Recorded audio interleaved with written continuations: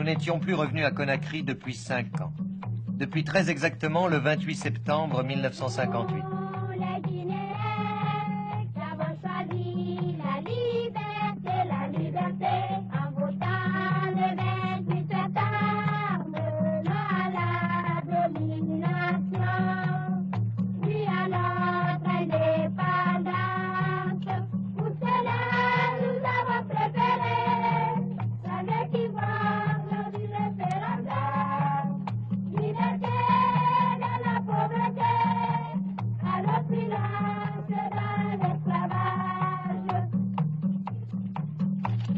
Oui, ce jour-là, 28 septembre, les Guinéens ont choisi. Ils ont refusé leur adhésion à la communauté et pris immédiatement leur indépendance. Plus de 90% de non-référendum en Guinée, un homme triomphait, Sékou Touré. Monsieur le Président, pour vous, Sékou Touré, c'est un anniversaire le 28 septembre. Non? Si. C'est l'anniversaire du référendum de la même date, 28 septembre 1958. C'est le jour où, pour nous, Français, vous nous avez expulsés, Guinée. Non, bien au contraire. Il n'y a pas eu d'expulsion. Ces jours-là, le peuple de Guinée, comme les peuples de nombreux autres pays africains, avait été invité par le gouvernement français à se prononcer pour le statut de la communauté ou celui de l'indépendance. Le peuple guinéen a indiqué sa préférence pour l'indépendance qui n'exclut pas du tout, pour tout peuple conscient, la nécessaire interdépendance avec tous les peuples qui veulent s'associer à lui et sur la base de l'amitié et de la coopération, construire leur avenir en servant respectivement les intérêts de leur peuple. Pourtant, à ce moment-là, les Français sont partis de Guinée. Et je dirais que si les Français sont partis de Guinée, cela n'a pas été de la volonté du peuple guinéen, et encore moins de celle du gouvernement guinéen. Nous avons toujours fait appel à la coopération fraternelle des Français, et j'ai l'avantage et la joie de dire que nombreux Français sont restés. Ils nous ont fait confiance, ils sont encore dans le pays, ils coopèrent au développement économique et social de notre pays. Avez-vous eu jamais l'impression d'être menacé ici? Jamais. Jamais. Alors, ça... Ni d'expulsion? Ben, écoutez, tout dépend de votre comportement, de vos actes et des paroles que vous pouvez prononcer. C'est ça, évidemment. Ça, si vous cherchez les ennuis, vous en aurez. Ça, c'est pas spécifique à la Guinée. Mais depuis qu'elle nous a dit non, la Guinée a beaucoup changé. Elle a pris un faux air de pays d'au-delà du rideau de fer. L'avion qui nous a amenés à Conakry était un Ilyushin 18 comme tous ceux qu'emploie la compagnie Air Guinée. Dans les rues circulent des Moskvitch, Volga et Skoda, des camions de fabrication russe et tchèque.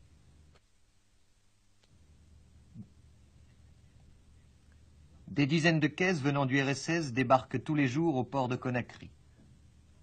Même les Chinois sont là. Ils construisent en ce moment une fabrique d'allumettes. Partout, les ambassades des pays de l'Est ont pignon sur rue. Nous ne pouvons pas être un satellite. Vous connaissez à peu près la Guinée pour avoir mis en avant le problème de l'indépendance et de la dignité. Nous estimons que l'état matériel d'un pays ne saurait en aucun cas être une raison de le dépouiller de ce qu'il considère le bien suprême, la liberté et la dignité. La Guinée a signé un certain nombre d'accords avec l'Union soviétique, comme elle a signé un certain nombre d'accords avec nombreux autres pays. Sans doute la Guinée n'est-elle pas devenue un véritable satellite. Lorsqu'en 1958, les ponts entre elle et la France ont été coupés, il lui a bien fallu vivre. Les pays de l'Est ont alors profité de l'occasion. On ne peut pas dire que leur réussite ait été complète. On n'improvise pas du jour au lendemain une aide à un pays sous-développé, surtout lorsqu'il s'agit de l'Afrique.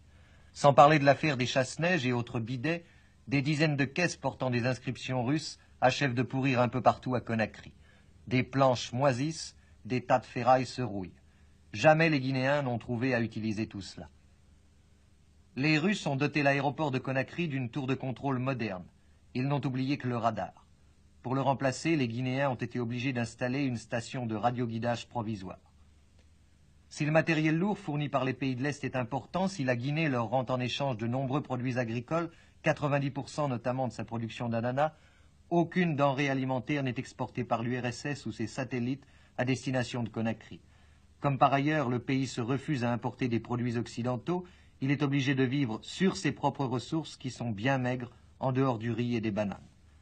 C'est pour toutes ces raisons que la Guinée ne tourne plus le dos à la France. Vous avez choisi la difficulté, Monsieur le Président, dans la voie de votre développement. Vous avez choisi l'austérité.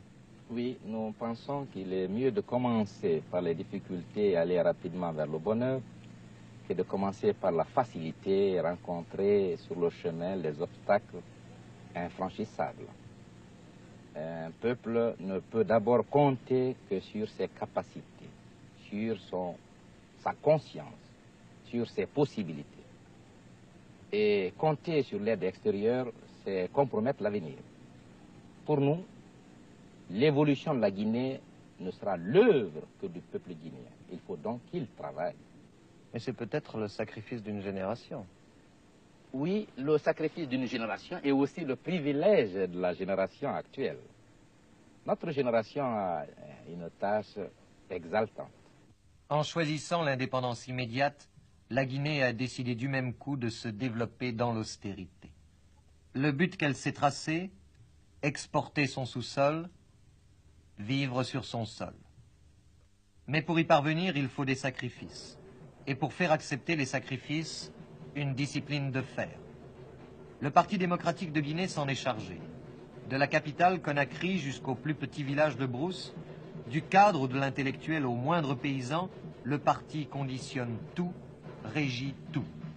Chaque problème se posant au pays, qu'il soit d'ordre politique, économique, social ou culturel, est débattu non seulement par le Conseil supérieur du parti, mais au cours d'assises réunissant dans chaque localité, chaque arrondissement, chaque région, tous les membres du parti.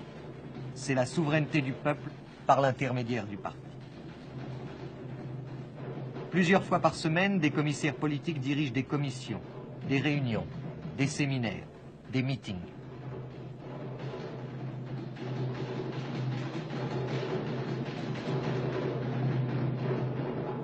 Dans Conakry même, la voix de la Révolution diffuse ses mots d'ordre par le canal de haut-parleurs, plus nombreux là-bas que les lampadaires de l'éclairage public.